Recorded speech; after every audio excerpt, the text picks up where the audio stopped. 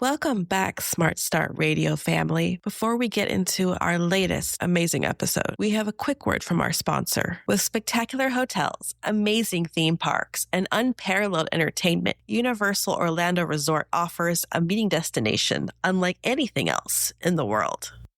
We talk a lot about what AI can do for meetings. Like a lot. Like you'll see a lot of stuff from us, from me specifically, regards to what AI in meetings mean, how fast it can move, how much time it can save, how many tasks it can take off a planner's plate. But maybe the better question, not just what can AI do? Maybe the better question is, what should meetings still protect from automation? Smart Start Radio, Smart Start Radio. Ready, set, here we go with another episode. Watch as we learn and grow. Smart Start Radio, Smart Start Radio. Ready, set, here we go with another episode. Watch as we learn and grow. Starting smart is an action we design. Meeting of the minds, how to better use our time. Leading or seeding.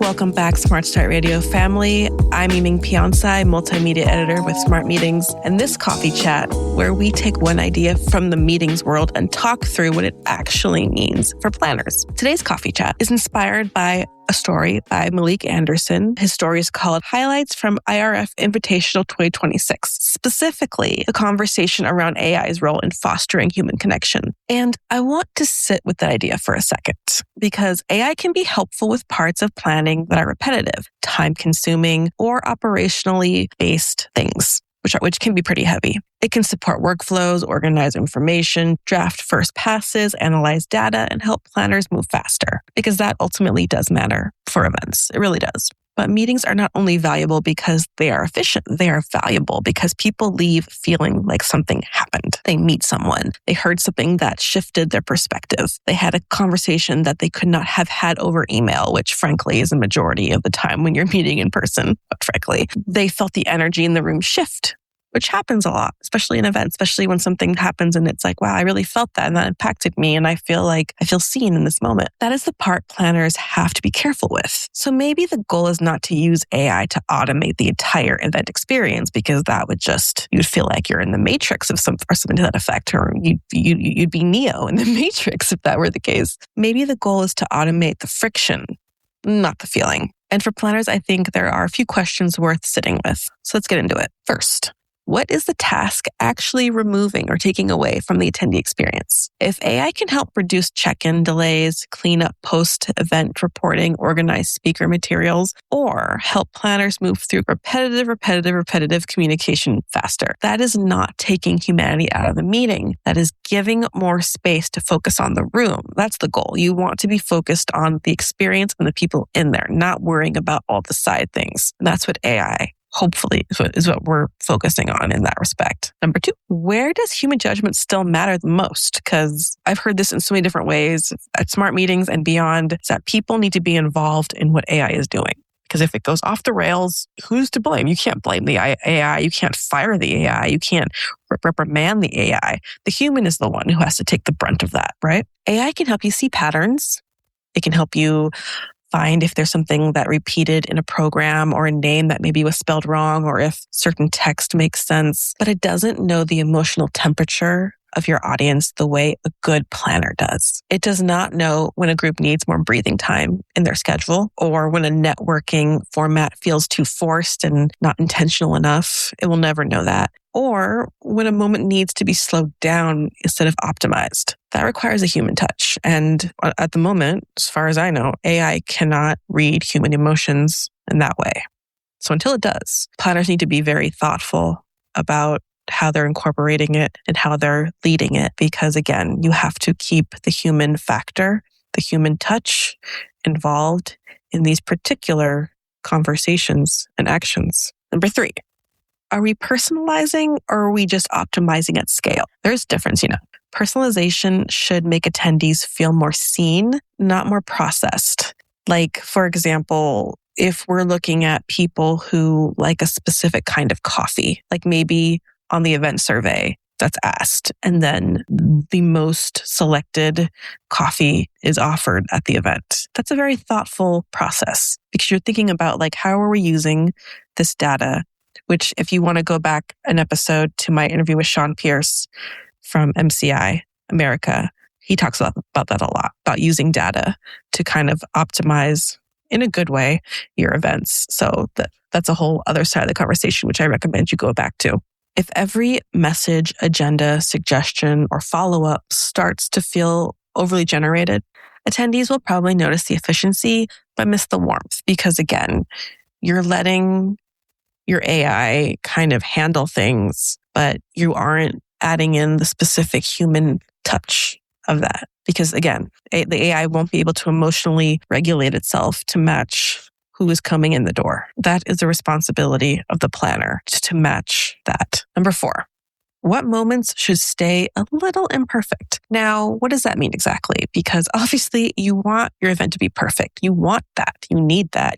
That's like the goal, right? And it might sound strange to be like, let's make this a little less perfect. But some of the most memorable event moments are not polished and they're not perfect. They are live. They are spontaneous. They happen because someone asked a better question or they changed the energy in the room or it creates space for something unexpected. This is not something planners need to automate away. This is something planners can design for. From there, the opportunity is to use AI with intention, as we said before, and many times before that. AI should support the parts of planning that drain time and attention, the messy spreadsheets, the repetitive emails, the session summaries, the data that helps planners understand what attendees need. But the emotional architecture still needs the human touch and judgment. A human, has to understand the tone of the room. A person or planner has to notice when an agenda is technically correct but emotionally exhausting. A person has to know when attendees need more space, more warmth, more surprise, or simply a moment to breathe. That kind of judgment is not logistical. It's human.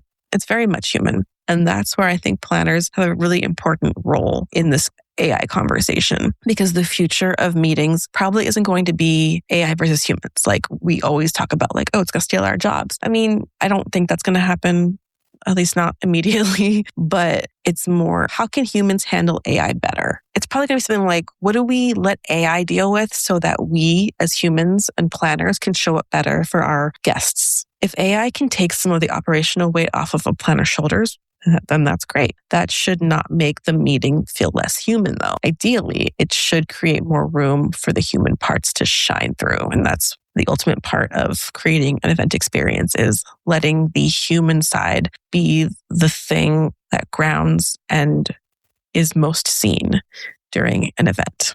In that respect, you leave room for thought design, intentional networking, better questions, moments that you didn't intend to happen, but happen anyways. And it leaves an impression and people remember it because ultimately efficiency is not the same thing as connection. A meeting can be perfectly optimized and still feel cold and leave no mark. It can be seamless and still be forgettable. So as planners with AI, maybe the question to keep coming back to is not just, can this be automated? It is, should this be automated? And maybe even more specifically, if we automate this, does it give people more room to connect, or does it remove one of the moments where connection could happen? Because, I hear all the time from so many different people that this was so much better than email. Like talking in person is better than email. And yes, obviously that's great. So how can we use AI to make that process better, easier, and more efficient without taking away the heart of what it is to be at events? Automate the things that make the job harder for planners, but also make the attendance experience much better. But also protect the things that create trust, emotion, presence, and meaning. Because at the end of the day, people do not come to meetings just to receive information. They want more than that. They want to connect. They want to learn. They want to expand. They want to forge human connection. That's what meetings are about, and events, human connection. They want to come and feel like they're part of something. And that is still the part worth protecting, in my humble opinion. Thanks again to Malik Anderson for his story, which you can find on smartmeetings.com. And that's it for this week's Smart Start Radio Coffee Chat. I'm Eming Piansay with Smart Meetings. Thanks for joining me, Smart Start Radio family, and I'll see you guys next time. Bye. That's Smart Start Radio, Smart Start Radio. Ready, Ready, set, here we go with another episode. Watch as we learn and grow. A Smart Start Radio. Smart Start Radio. Ready, say, here we go with another episode. Watch as we learn and grow. Starting smart is the action we design. Meeting other minds, how to better use our time. Leading, interceding, proceeding, they divine. It's believing, they conceding, so it goes on all the time. You've been listening to Smart Start Radio, a Smart Meetings production. Interested in being our next guest? Connect with us at editor@smartmeetings.com.